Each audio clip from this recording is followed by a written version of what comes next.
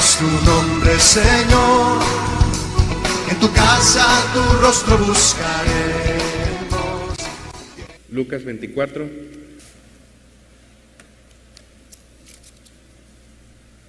Dice la escritura de la siguiente manera: el primer día de la semana, muy de mañana, vinieron al sepulcro trayendo especies aromáticas que habían preparado, y algunas otras mujeres con ellas, y hallaron removida la piedra del sepulcro, y entrando no hallaron el cuerpo del Señor Jesús. Aconteció que estando ellas perplejas por esto, he aquí se pararon junto a ellas dos varones con vestiduras resplandecientes, y como tuvieron temor y bajaron el rostro a tierra, les dijeron: ¿por qué buscáis entre los muertos al que vive? No está aquí, sino que ha resucitado. Acordaos de lo que os habló cuando aún estaba en Galilea, diciendo: es necesario que el Hijo del Hombre sea entregado en manos de hombres pecadores, y que sea crucificado y resucite al tercer día. Entonces ellas se acordaron de sus palabras, y volviendo del sepulcro dieron nuevas a todas estas cosas a los 11 y a todos los demás. Eran María Magdalena y Juana y María, madre de Jacobo, y las demás con ellas, quienes dijeron estas cosas a los apóstoles, mas a ellos les parecía locura las palabras de ellas, y no las creían. Pero levantándose Pedro corrió al sepulcro, y cuando miró dentro vio los lienzos solos, y se fue a casa maravillándose de lo que había acontecido. Oremos. Señor, te damos gracias por este tiempo. Gracias, Padre, por que podemos reunirnos y podemos adorarte y podemos cantarte. Señor, te damos la gloria y la honra y te pedimos que tu palabra, Señor, haga eco en nuestro corazón y en nuestra mente, Señor, y en nuestra vida, en el nombre de Jesús. Amén y amén. El ambiente, hermanos, que se respiraba en esos primeros días, en esas primeras horas de la crucifixión de nuestro Señor Jesucristo, era un ambiente de luto, era un ambiente de tristeza, como el ambiente que se experimenta normalmente cuando perdemos a un familiar. La gente estaba confundida, no sabían qué creer, pues aunque Jesucristo les había dicho que iba a resucitar, muchos habían olvidado esa promesa de Jesús. Solamente sabían que aquel hombre en el que ellos habían puesto su esperanza, su amor, su fe, solamente tenían en mente que aquel hombre en el que esperaban que él restaurara al pueblo de Israel, ya no estaba con ellos presente, ya no estaba vivo. Lo habían crucificado, lo habían torturado de una manera vergonzosa, ya que la cruz era una muerte lenta, una muerte dolorosa y también una muerte de lo más vergonzosa que existía en aquellos tiempos. Eso era lo que las personas estaban viviendo en ese momento. Iban a ungir el cuerpo de Jesús, como era la tradición después de días de fallecer una persona, acostumbraban a ungir el cuerpo de Jesús.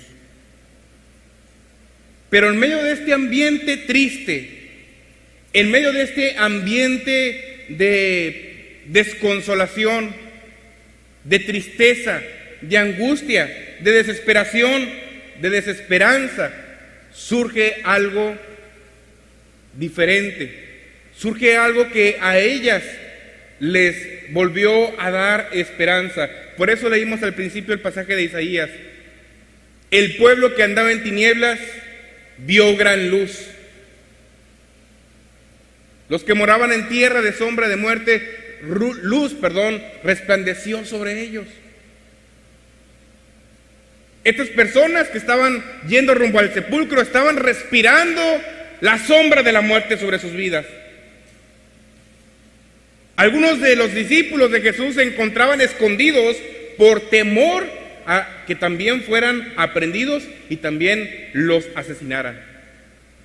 La muerte se respiraba.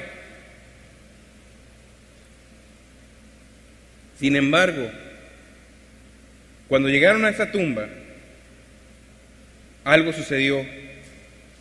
Lo primero que ellos se dieron cuenta es que el cuerpo del Señor Jesús no se encontraba allí. Recordemos, hermanos, que en la Escritura dice que los fariseos fueron a pedirle al gobernador que pusiese una guardia pretoriana afuera de la tumba para que custodiaran la tumba, para que los discípulos no vayan y se roben el cuerpo de Jesús. Es decir, el lugar estaba custodiado. Sin embargo, cuando entraron a esa cueva, que era una tumba, no encontraron el cuerpo del Señor Jesús. Y fue lo primero que les sorprendió. ¿Dónde está el cuerpo de Jesús? ¿Dónde está? Lo segundo que aconteció en ese momento es que, estando ellas sorprendidas, se pararon junto a ellas dos varones con vestiduras resplandecientes. Es decir, hermanos, dos ángeles se pararon junto a ellas.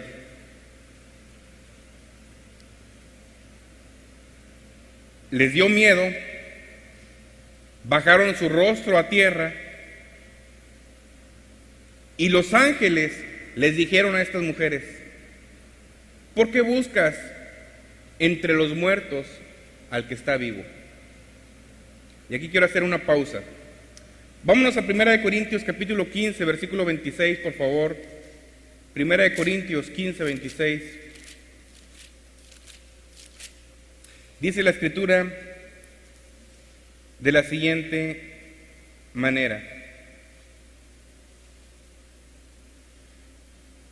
y el postrer enemigo que será destruido es la muerte. 1 Corintios 15, 26. En este pasaje, hermanos, Pablo le dedica un capítulo entero a la resurrección de los muertos,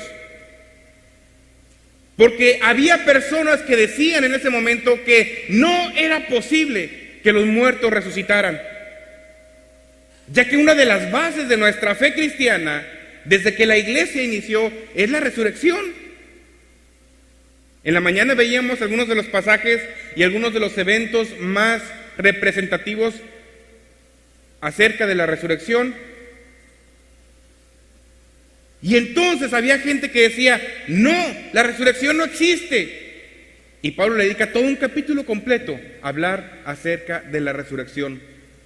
Pero me detengo muy específicamente en este versículo que dice, como lo acabamos de leer: el postrer enemigo que será destruido es la muerte. La muerte, hermanos, para muchos representa el fin de todo. El fin de todo lo conocido es la muerte. Y tan temida es la muerte, tan venerada es la muerte, que en gran parte de las culturas que existen en nuestro planeta dan tributo a la muerte. ¿Y qué decimos de México? Que no solamente se da tributo a la muerte, lamentablemente, sino que también se adora a la muerte, a la figura de la muerte. Y esta es una tradición prehispánica que no solamente es exclusiva de México, sino también de otros países, de otras culturas en América y en otras partes también. La muerte era temida. La muerte era algo que todos temían. Pero cuando Jesús resucita, lo primero que nos demuestra es que la muerte ya no tiene poder sobre él.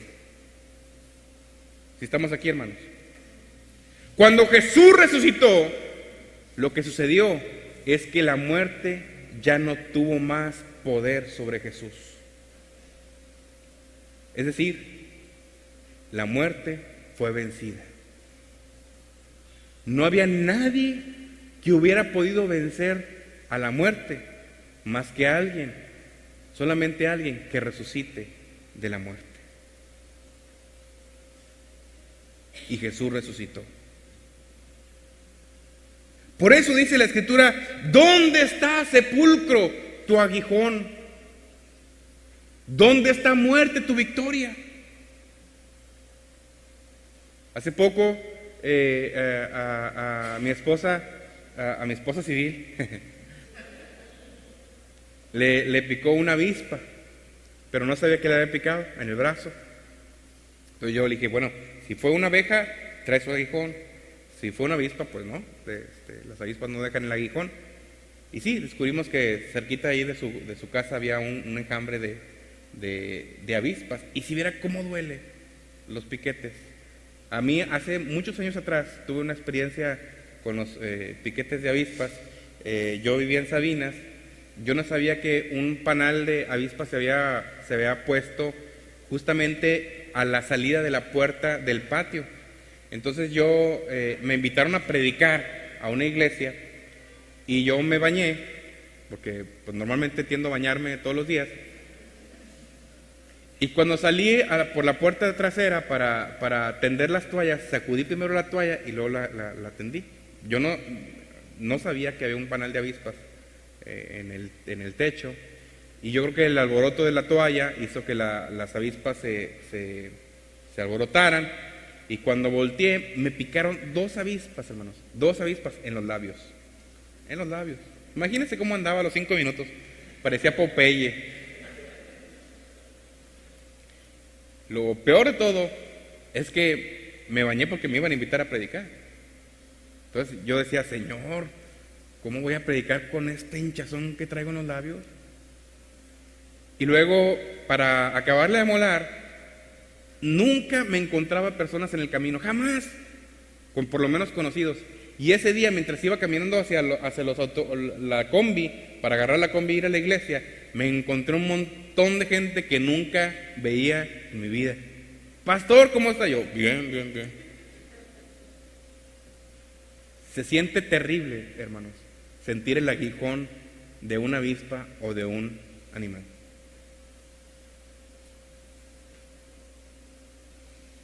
Pero la Escritura dice, ¿dónde está, oh muerte, tu aguijón? ¿Con qué aguijoneabas a las personas? ¿Con qué hacías sufrir a las personas? ¿Hacías tener temor a las personas? ¿Dónde está, sepulcro, tu victoria? Si Cristo ha resucitado. Como hablé en la mañana, si Cristo no hubiera resucitado, nuestra fe sería vana. Es más, hermanos, yo sería la primera persona que le dijera, hermanos, ni siquiera debemos estar aquí en la iglesia, si es que fuera pastor. Pero como Cristo resucitó, entonces tu esperanza es cierta. Pero como Cristo resucitó, entonces tu fe es cierta. Pero como Cristo resucitó, entonces todo lo que sufres y todo lo que vives y todo lo que experimentas, hermano y hermana, entonces tiene un sentido en la vida. El postrer enemigo que será destruido es la muerte. Y ahora vámonos a Hebreos, hermanos, capítulo 2, versículo 14. Dice, así que por cuanto los hijos participaron de carne y sangre, él también participó de lo mismo, es decir, participó de carne y de sangre. Lo que está hablando aquí es que participó de un nacimiento físico como nosotros, hablando de Jesús, nació como nosotros, era de carne, era de sangre, era de hueso, como usted y como yo, para destruir por medio de la muerte al que tenía el imperio de la muerte, esto es, al diablo. A ver, hermanos, ya vimos que el postrer enemigo que fue destruido, según lo acabamos de ver hace un momento en 1 Corintios, fue la muerte.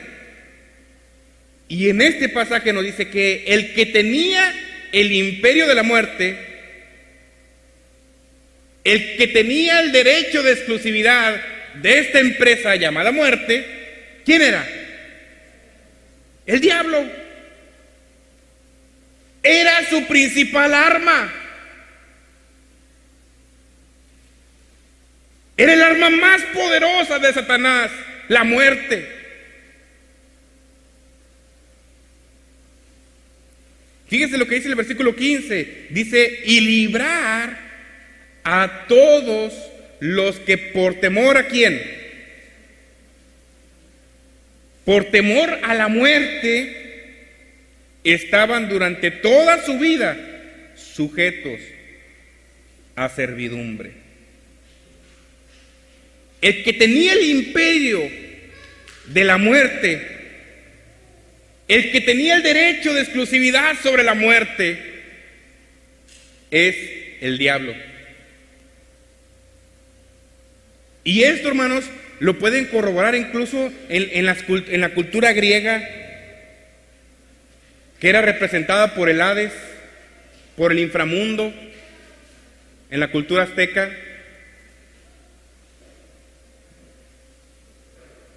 Y el que gobernaba ese lugar de tormento era el diablo.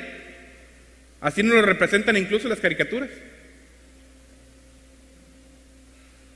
El que tenía el imperio, el que tenía la llave, el que tenía el dominio sobre esta empresa llamada muerte, era el diablo.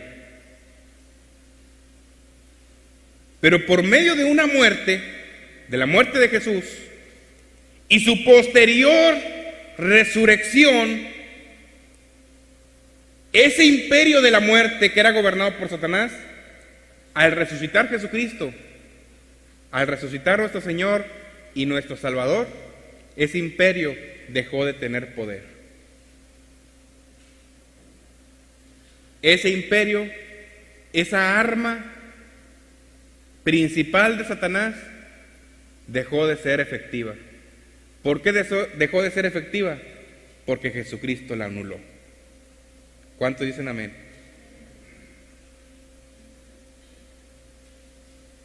Jesucristo anuló esa arma destructiva de Satanás. Y yo creo que le dijo a Satanás, ya no vas a poder asustar a la gente con esta arma, porque todo aquel que crea en mí ya no morirá eternamente, sino que aunque esté muerto, va a vivir. Entonces, a partir de que Jesucristo resucita, hermanos, y que le quita esa arma poderosa a Satanás, todos aquellos y aquellas que le entregamos nuestra vida al Señor Jesucristo, todos aquellos y aquellas que le adoramos, todos aquellos y aquellas que le servimos al Señor, que le entregamos nuestra vida y que le entregamos nuestra alma, esa arma de Satanás tampoco ya no tiene poder sobre usted ni sobre mí. ¿Cuánto dicen amén? Esa arma sigue teniendo poder sobre aquellos que no tienen a Cristo, porque el que anuló la efectividad de esa arma es Jesucristo.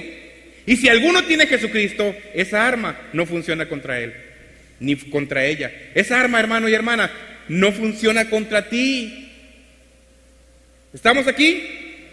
Esa arma de la muerte ya no tiene poder, ya no tiene efecto sobre tu vida, ni sobre la mía. Porque Cristo la desactivó. El que no tiene Cristo en su vida, esa arma sigue siendo una arma poderosa de Satanás. Pero sobre ti, hermano, ya no. ¿No te das gozo de esto?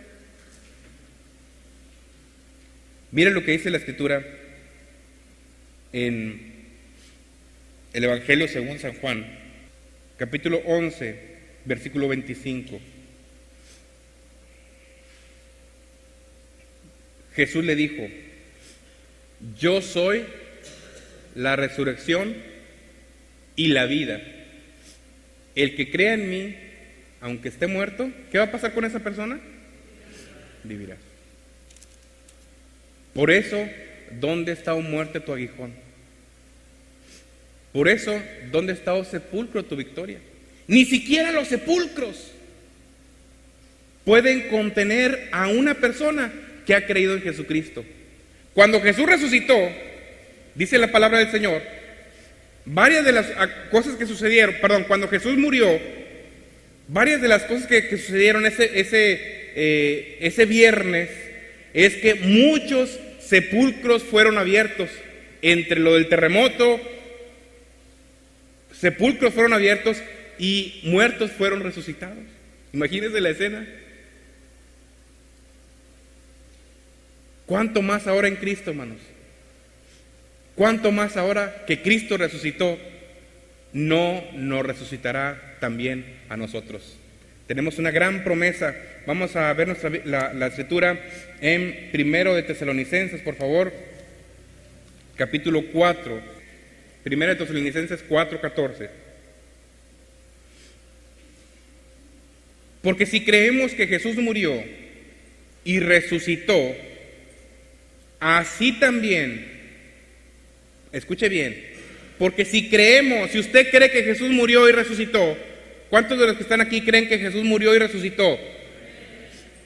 Porque si tú crees que Jesús murió y resucitó, así también traerá Dios con Jesús a los que durmieron en Él. Usted seguramente tiene familia, amigos o familiares que ya durmieron en el Señor. Pero mire la promesa preciosa. Los traerá, cuando Él venga, los traerá juntamente con Él. ¿Por qué, hermanos? Porque no están en una tumba, están vivos. ¿Están vivos?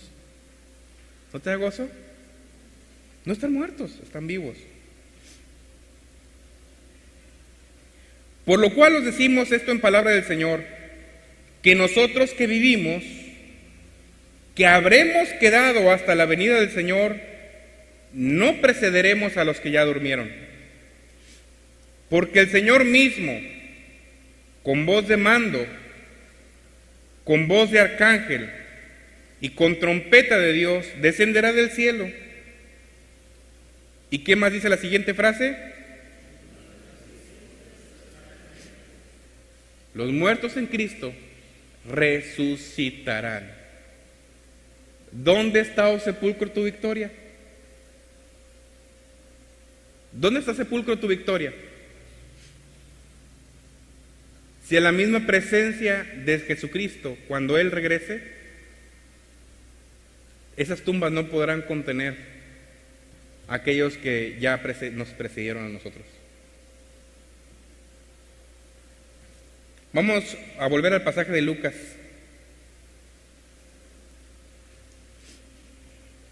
Esta pregunta que le hacen los ángeles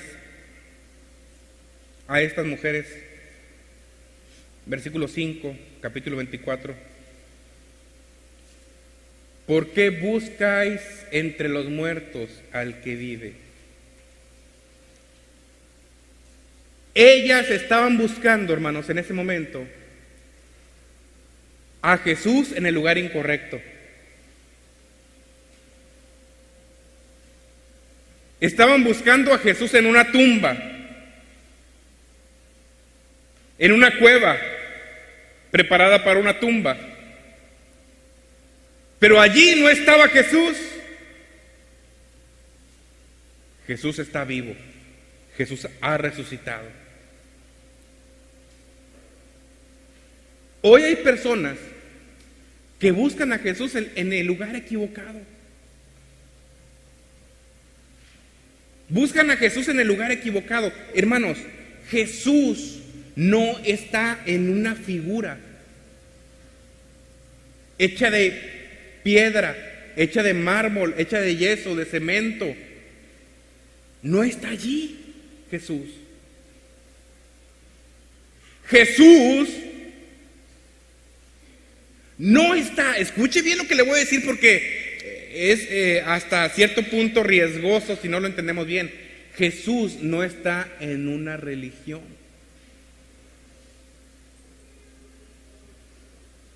Jesús no es exclusivo de una religión.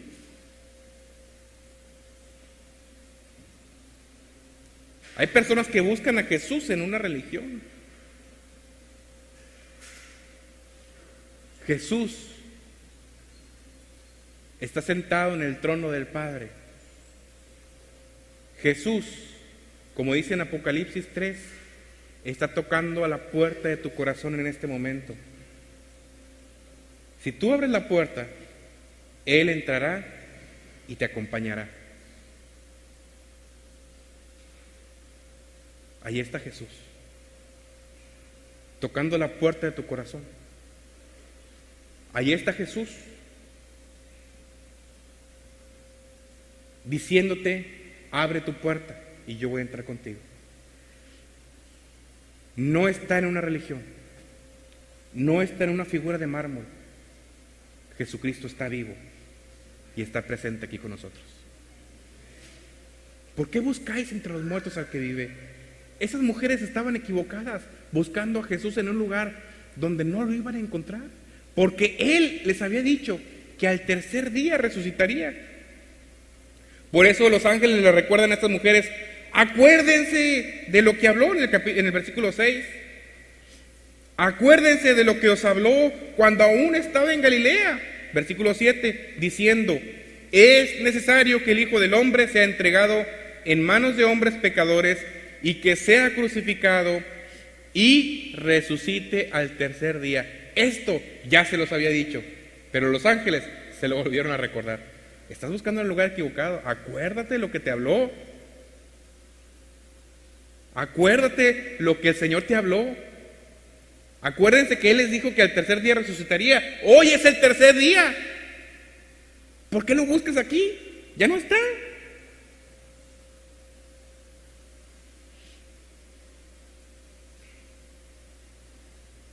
Entonces, fíjense lo que dice el versículo 8. Ellas se acordaron de sus palabras. Sí, es cierto. Hermanos, es muy fácil que nosotros recordemos palabras de promesas que el Señor nos da. Muchas veces Dios nos habla a través de la Escritura. ¿Cuántas veces nos dice la Escritura, no tengas miedo? ¿Cuántas veces nos dice la Escritura, no tengas miedo? Hermanos, usted va a ver, no tengas miedo en toda la Biblia. Más de 100 veces. No tengas miedo, no temas, no temas, no tengas miedo, no tengas. ¿Y cuántas veces tenemos miedo? Chorros.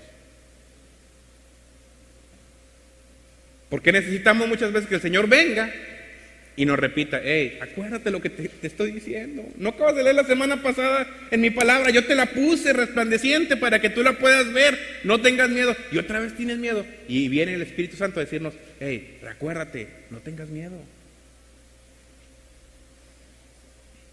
¿Cuántas veces estamos en una situación peligrosa en nuestra vida y sentimos que estamos solos, que no hay nadie acompañándonos en esta situación difícil de nuestra vida?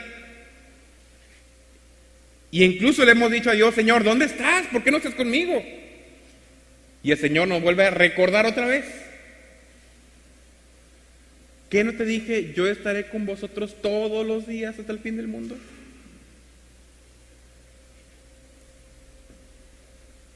Por eso dice la Escritura que en el Evangelio según San Juan, que el Espíritu nos recordará todas las cosas que el Señor nos ha hablado.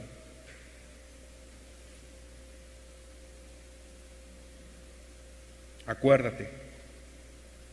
Se acordaron de sus palabras y volviendo del sepulcro,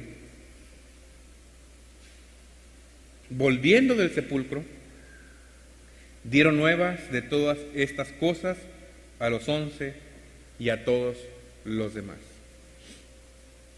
Una vez que ellas dejaron de buscar a Jesús en el lugar equivocado, una vez que ellas recordaron esas palabras de la resurrección de Jesucristo, ya no tenían nada más que hacer en ese sepulcro. Es más, yo considero, hermanos, que ni siquiera volvieron a regresar nunca más en su vida.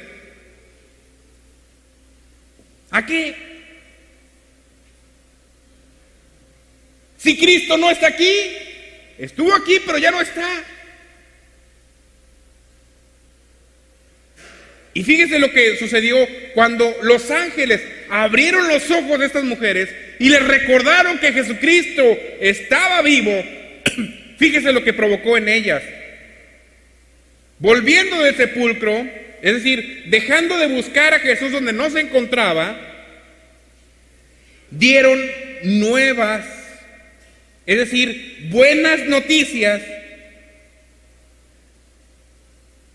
de todas estas cosas a los 11. ¿Por qué a los 11 y no a los 12? Porque acuérdense que Judas se quitó la vida. Y a todos los demás. ¿Quiénes son todos los demás? Todos aquellos que en algún momento creyeron en Jesús, pero que se encontraban decepcionados y tristes porque había muerto. La perspectiva de estas mujeres, hermanos, cambió ante la resurrección de Jesucristo. ¿Cómo llegaron a ese lugar? Tristes, desconsoladas, turbadas, con miedo. ¿Y cómo salieron de ese lugar? Contentas, gozosas, dando nuevas de que Cristo había resucitado.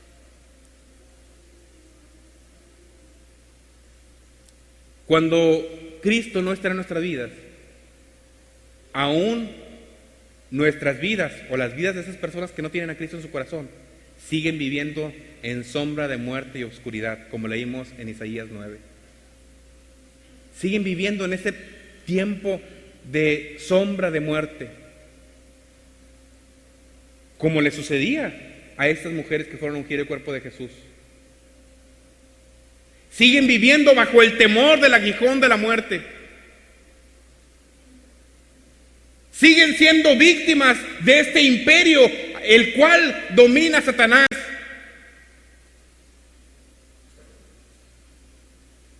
Pero a todos aquellos que hemos creído en Jesucristo y le hemos entregado nuestra vida al Señor, ese imperio, esa arma ya no tiene efecto sobre ti, hermano. Ya no tiene efecto sobre mí. Cuando Cristo resucitó, esa arma fue desactivada sobre tu vida.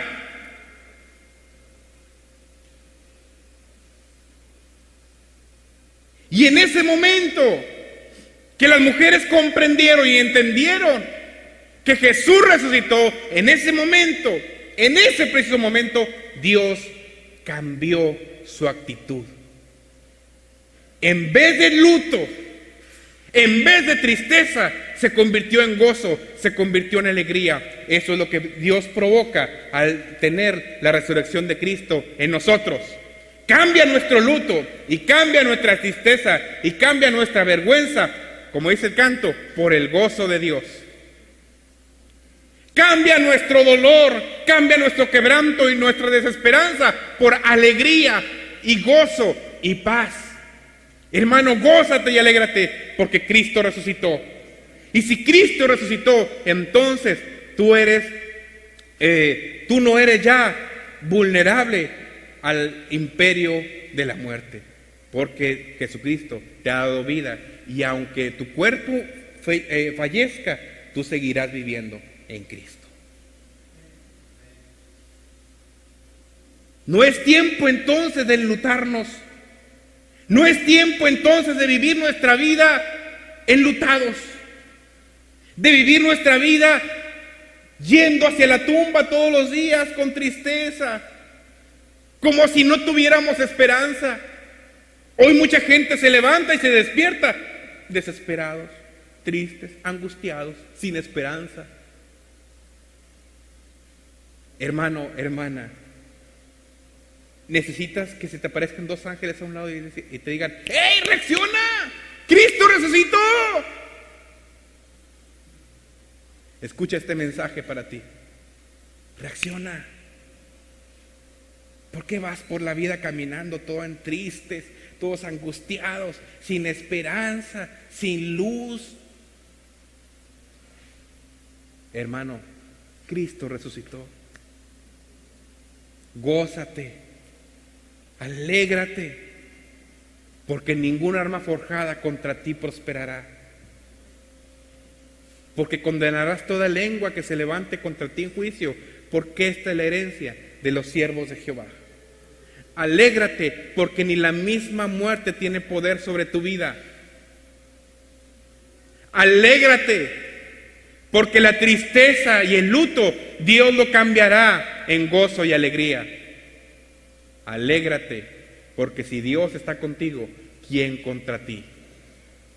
Alégrate, porque en quien tú crees no es una figura de mármol. En quien tú crees es un hombre que dio su vida y que sigue vivo, que está sentado a la diestra del Padre y que está intercediendo en este momento por tu vida. Alégrate, porque Él te perdonó todos tus pecados. Alégrate, porque Él resucitó de la muerte y resucitará también a tus familiares que ya se te adelantaron. Alégrate, porque Él vive por los siglos de los siglos y porque algún día estaremos eternamente con Él. Vamos a ponernos en pie, iglesia, por favor.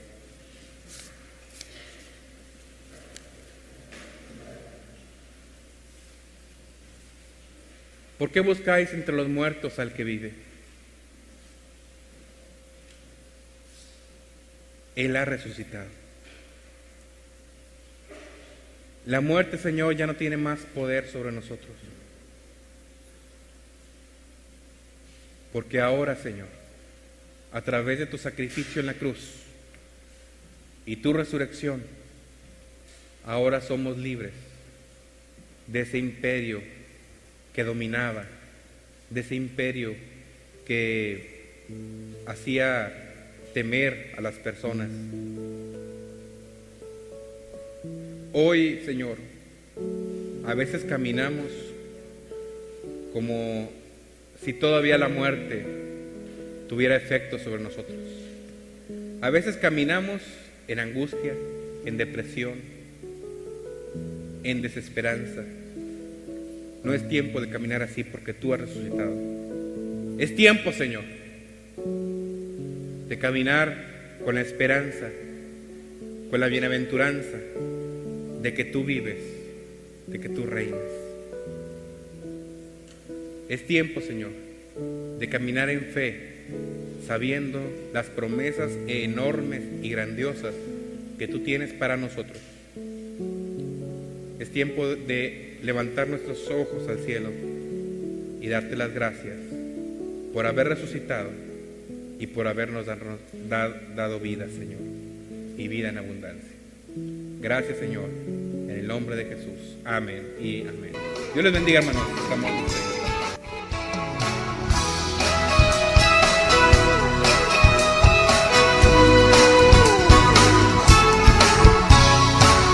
Bendeciremos tu nombre, Señor. En tu casa tu rostro buscaré.